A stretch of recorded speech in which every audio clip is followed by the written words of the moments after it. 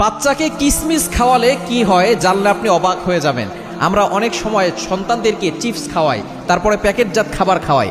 এই খাবারগুলো না দিয়ে আপনার সন্তানকে কিসমিস খাওয়াবেন, খেজুর খাওয়াবেন, ভালো ভালো খাবার খাওয়াবেন, তাহলে দেখবেন আপনার সন্তান সুস্থ থাকতে পারবে।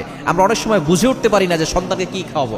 সন্তানের মুখে যেটা ভালো লাগে, চকলেট ভালো লাগে আমরা চকলেট কিনে দিই, জুস ভালো লাগে আমরা জুস কিনে দিই। তবে এটা কিন্তু আস্তে আস্তে আপনার সন্তানকে বড় ধরনের রোগের ভিতরে নিয়ে যেতে পারে। বর্তমানে প্যাকেটজাত যত খাবার রয়েছে, চকলেট বলেন, এরপর আমরা অনেক মায়েরা আছি যারা দেখা যাচ্ছে সন্তানকে সেরেলাক খাওয়ায়। বাজারজাত যে প্যাকেটজাত যে খাবারগুলো আছে এগুলো সন্তানদেরকে খাওয়ান, এগুলো খাওয়াবেন না। এতে করে সন্তানের মেধা নষ্ট হয়ে যায় এবং সন্তান শারীরিকভাবে ক্ষতির ভিতরে পড়ে যায়।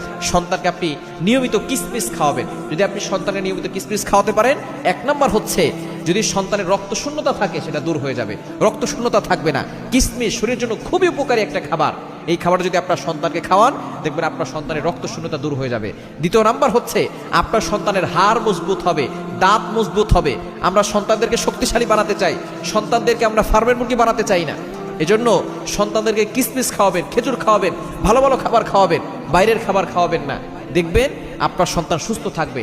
যদি কিসমিস খাওয়ান, দেখবেন আপনার সন্তানের হাড় মজবুত থাকবে এবং আপনার সন্তানের দাঁতের গোড়া, দাঁতের মাড়ি এগুলো শক্ত হবে। তৃতীয় নাম্বার হচ্ছে এনার্জি ভালো পাবে, শারীরিক দুর্বলতা থাকবে না, দেখবেন সে শক্তিশালী হবে, ভালো এনার্জি পাবে। এবং 4 নাম্বার হচ্ছে তার ওজন বাড়বে। এখন অধিকাংশ বাচ্চারা খেতে চায় না এবং বাচ্চাদের ওজন খুব কম।